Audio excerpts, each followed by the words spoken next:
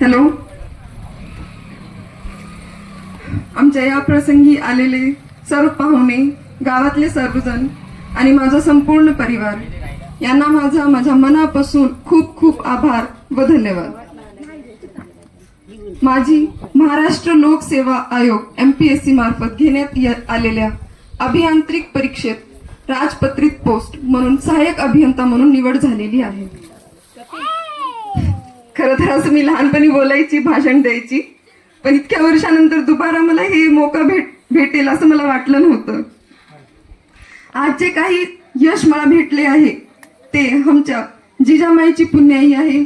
माझे सासरे साहेबराव पाटील, माझे वडील दीपक पाटील विठ्ठल पाटील यांचे आशीर्वाद मुळे मला हे काही जे छोटं मोठं यश भेटले आहे हे सगळं काही त्यांच्याच आशीर्वादामुळे मला भेटले आहे.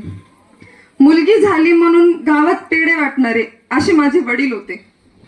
स्वतःचं शिक्षण कमी झाल्यामुळं त्यांना शिक्षणाची खूप आवड होती आणि किती कष्ट आले तरी फक्त माझ्या शिक्षणासाठी दिल्लीत राहून त्यानं मला उत्तम शिक्षण दिलं. वडील असले की सर्व गोष्टी आपल्याला खूप सोप्या वाटतात, काही वाटत नाही, खेळत खेळत आयुष्य जाते. पण नसले की एक क्षण पण आपल्याला खूप मोठ्या संघर्षासारखा वाटते. वडील लवकर गेले, दिल्ली सोडून गावात यावं लागले, सर्व गोष्टी ऍडजस्ट कराव्या लागल्या, खूप अवघड होतं.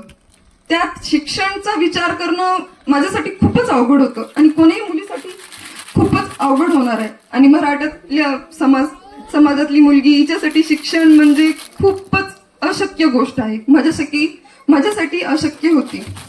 पण त्यावेळेस माझ्या वडिलांची भूमिका माझ्या दोन्ही काकांनी निभावली. त्यांच्यासाठी सोपं नव्हतं. संपूर्ण नातेवाईक विरोधात होते. काय गरज आहे, लग्न करून द्या ना, लग्नालाही तितकेच पैसे लागणार आहे आणि उलट शिक्षणात तर खूप जास्त लागणार आहे, शिक्षण लग्न होणार का तुमच्यानं, असं पूर्ण नातेवाईक पूर्ण गाव म्हणालं. पण माझ्या दोन्ही काकांनी माझा कधीच हात सोडला नाही. त्यांनी स्वतःचे लेकरं मागे ठेवले आणि आम्हाला पुढे करून आमचं शिक्षण घडून आणलं. सोपं नव्हतं त्यांच्यासाठी. सगळ्यांचे बोलणे ऐकावं लागले, खूप काही म्हणले लोक, पण त्यानं कधीच साथ सोडला नाही आणि माझं पूर्ण शिक्षण घडून आणलं. खरं म्हणू तर मी दुसरं जन्मही घेतले तर त्यांचे उपकार फेडू शकणार नाही. मोठी असल्यामुळं लहान बहीण भावांची जिम्मेदारी माझ्यावरच होती. शिक्षणही चांगलं झालं होतं, इंजिनिअरिंग झाली होती, आपण कुठल्या तरी पोस्टला लागलो पाहिजे असं मला वाटायचं. खूप अभ्यास केला, इथे नाही झालं तर दिल्लीला गेले, सगळीकडे खूप संघर्ष केला, पण कुठेच काही होत नव्हतं. कंटाळून प्रायव्हेट जॉबही केले स्वतःचा खर्च काढण्यासाठी, पण त्या जॉबमध्ये मन लागत नव्हतं, का की कुठेतरी सरकारी पोस्ट पाहिजे होती. कंटाळून नाही, ऍक्च्युली माझी मम्मी समोर बसली आहे म्हणून बोलता येत नाहीये. प्रायव्हेट जॉब मध्ये मन लागत नव्हतं माझं, कारण की मला सरकारी जॉबच करायची होती, म्हणून साईड बाय साईड अभ्यास सुरू ठेवला. होत नव्हतं, खूप अवघड जात होतं, पण चालू ठेवला. खूप परीक्षा दिली आणि शेवटी पूर्ण परीक्षात पास होऊन अर्ध्या किंवा 1 मार्कानं माझी पोस्ट राहायची. आपल्या सोबतच्या सगळ्या मैत्रिणी लागायच्या, माझी राहून जायची, का की मी ओपन कॅटेगरी मधून होते. त्यांच्यापेक्षा खूप जास्त मार्क घेऊन सुद्धा माझा 1 आणि अर्ध्या मार्कानं राहायचा. माझ्या इतक्या संघर्षाला, कष्टाला कुठंच फळ भेटत नव्हतं. त्यात कोरोनाची लाट आली, त्याच्यामुळे सगळं काही सोडून मला गावाकडे घ्यावं लागले. आता गावाकडे आलं म्हणजे सगळं संपलं वाटत होतं मला, काहीच कुठलीच आशा दिसत नव्हती. पाण्यातली मासोळी बाहेर पडल्यासारखं मला वाटत होतं. काकांनी लग्नाचं ठरवलं इथं आल्यानंतर. आता लग्नानंतर तर आपल्याला काहीच करता येणार नाही असं मला वाटत होतं. कुठलीच आशा दिसत नव्हती, चौकड अंधार दिसत होता. तेव्हा माझ्या छोट्या काका काकूंनी मला समजवलं, लग्न म्हणजे आयुष्य संपलं असं नाहीये, लग्नानंतरही एक खूप सुंदर आयुष्य जगता येते. मला कुठंतरी त्यांचं बोलणं पटलं,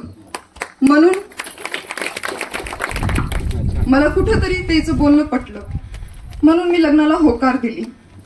बाबा जिथं तुम्हाला वाटते तिथं माझं लग्न करा, माझी पूर्ण तयारी आहे. आणि त्यांच्या म्हणण्याप्रमाणे झालंही.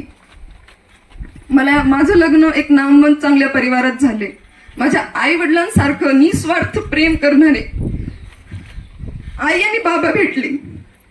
माझ्यावर खूप जीव लावणारे, अगदी त्यांच्या लेकरांसारखं जीव लावणारे भाई आणि जावा भेटल्या. आणि सर्वात महत्त्व म्हणजे एक समजूतदार उत्तम पती भेटले. हे सगळं मला भाग्यानं भेटले.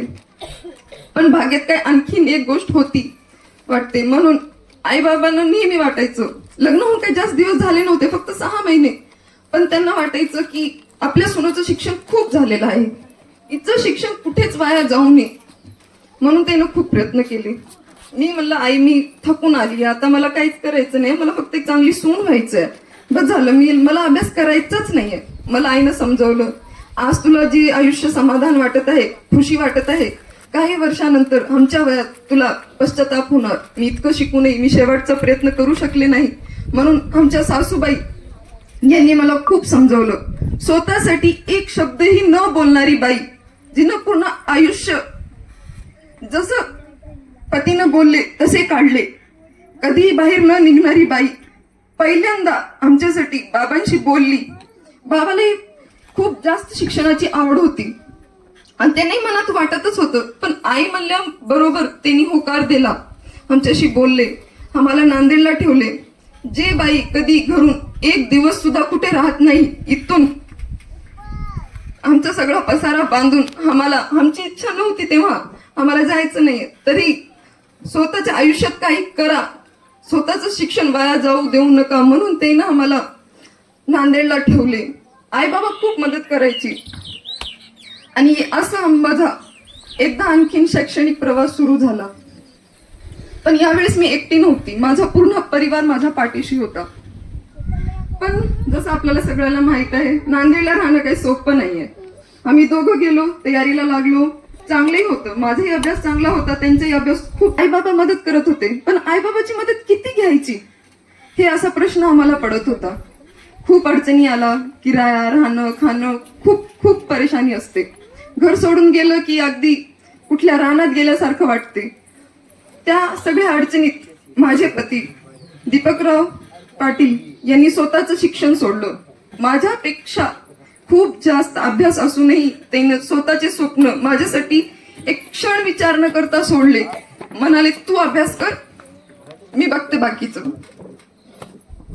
मी कधी त्यांना म्हणून दाखिले नाही, पण मला खूप जास्त या गोष्टीचं खूप बेकार वाटायचं, खूप दुःख व्हायचं. पण त्याने हसत कधीच मला जाणूच दिले नाही की मला त्रास होतोय किंवा माझंही काही स्वप्न होतं. त्यानं माझं स्वप्न पूर्ण करण्याचा निश्चय केला. कोणती पुस्तक मला कधी वाचायची त्यांना माहित होतं, किती वाचायचं त्यांना माहित होतं.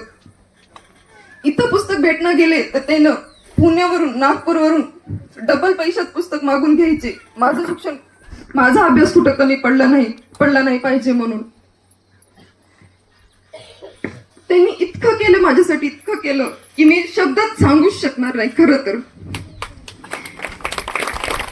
माझं शिक्षण दिल्लीमध्ये झाले असल्यामुळं मला फक्त हिंदी आणि इंग्लिशच येते. मला मराठी बिलकुल येत नाही, बोलणंही येत नव्हतं आणि वाचणंही येत नव्हतं.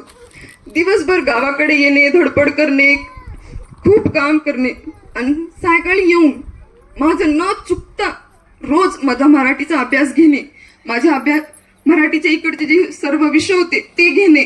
म्हणजे दिवसभर धावपळ केल्यानंतर आपल्याला काय वाटते, रात्री गेलं की शांत झोपलं पाहिजे. नाही, त्यांनी मी जितकी वेळ बसायची त्यांनी माझ्यासोबत तितकी वेळ बसायचे. असं त्यांचं जितकं बोललं तितकं कमी आहे. त्यांनी माझा अभ्यास खूप चांगला होता, पण कॉम्पिटिशन इतकं आहे की तुम्ही कितीही प्रयत्न करा कुठंतरी कमी असतेच, आणि ते कमी कुठेच राहू नये म्हणून महाराष्ट्रातले सर्वात उत्तम इंजिनिअरिंग क्लासेस त्याने मला लावून दिले. खूप खूप संघर्ष केला त्याने माझ्यासाठी. खरं तर मी शब्दात सांगूच शकणार नाही, का की आणखीन थोडं काही बोलायला गेलं तर मला खूप रडू येईल. असंच फक्त एवढंच म्हणणार आहे की कितीही विपरीत परिस्थिती आली, कितीही, तर इतक्या विपरीत परिस्थितीमध्ये माझ्यासाठी संघर्ष करण्याचा जे धाडस होता यावेळेस माझ्यासाठी माझ्या पतीने केला होता. आणि त्यांच्या मार्गदर्शनामुळे मी आज जे काही आहे ते सगळं काही त्यांनाच सगळं श्रेय जात आहे. त्यांनी इथून यासाठी उठून गेले नाही की त्यांना कोणता काम होता. त्यांना माहित होतं की आता ही काहीतरी बोलेल आणि ते ऐकू शकणार नाहीत, म्हणून ते इथून गेले. हो ठीक आहे, छान बोलत ते आता भावनिक व्हायचं नाही. आता ते म्हणजे असे माणूस आहेत ना, जसं नारळ असतो बाहेरून खूप कठोर, खूप जास्त, पण आतमध्ये खूप सॉफ्ट आहेत. ते खूप मऊ आहेत. सगळ्यांसाठी ते निस्वार्थ भावाने सगळं काही करतात. बरोबर. त्याने कधीच विचार करत नाही की हे आपलं आहे, हे दुसऱ्यांचं आहे. जितकी झाली, अगदी कोणत्या सडकवर गरीबही जर असला तर त्याने न विचार करता त्याची मदत करतात. आणि आम्हाला हे सगळे संस्कार, इतके चांगले संस्कार आमच्या आईबाबामुळे आमच्यात आलेले आहेत. माझे बाबा म्हणजे माझे सासरे, परीक्षेच्या वेळेस ते माझ्या सोबतच होते. संपूर्ण करायची मी, पण त्याला माझ्या प्रत्येक गोष्टीचा इतका अभिमान होता, इतकं गर्व वाटायचं. त्यानं माझ्या छोट्या छोट्या गोष्टीचं कौतुक करत होते. मी अभ्यासात कुठंच म्हणजे राहिलं नाही पाहिजे, आजचा अभ्यास आज झाला पाहिजे, तर त्याने म्हणायचे तू माझी चिंता करू नको, मला काही होणार नाही, तू अभ्यास कर. आणि 1 घंटाही मला अभ्यासाला भेटला तेव्हा आबा इतक्या वेळ बसलीस, आबा तुझा अभ्यास खूपच जास्त आहे, असे हसून त्याने माझं कौतुक करायचे. कुठेच कमी पडू दिले नाही.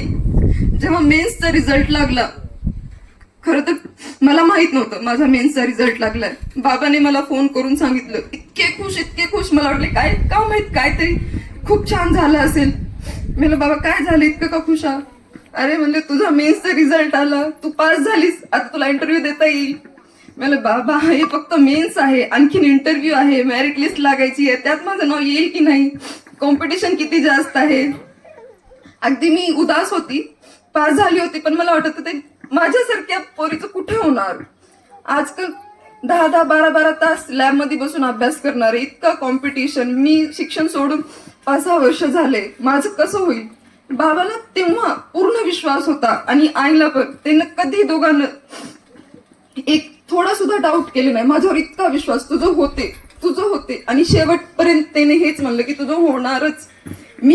मीच होती जे माझ्या पूर्ण परिवारात जे म्हणायची मला माहित नाही माझं होईल की नाही, पण कोणीच म्हणलं नाही की तुझं होणार नाही, तुझं होणारच. अशी साथ माझ्या पूर्ण परिवारानं आज मला दिली आहे. शेवटी फक्त मला हेच म्हणायचं आहे, एक मुलगी म्हणून म्हणते बाकीच्या मुलींना की स्वप्न बघा आणि ते स्वप्न पूर्ण करण्याची स्वतःची तयारी ठेवा. पहिले कोणी तुमच्यासाठी उभं राहणार नाही. पहिलं स्वतः खरे व्हा, स्वतः उभे राहा, स्वतः मेहनत करा, स्वतः संघर्ष करण्याची आणि कसल्याही परिस्थितीत राहण्याची तयारी ठेवा. तेव्हाच तुम्हाला कोणी साथ देईल आणि तेव्हाच तुम्ही काही होऊ शकणार आहे. धन्यवाद. तिला खूप जोरदार भाषणामधून मार्गदर्शन सरिताने केलेलं आहे आणि सगळ्या गोष्टीचा अनुभव या पदावर विराजमान होत आहे काही दिवसातच. तर पाहुण्यांना विनंती आहे, आभार प्रदर्शन झाल्याच्या नंतर अल्प उपहाराची सोय करण्यात आलेली आहे. अल्प उपहार घेतल्याशिवाय इथून कोणी जाऊ नये. गावातील प्रतिष्ठित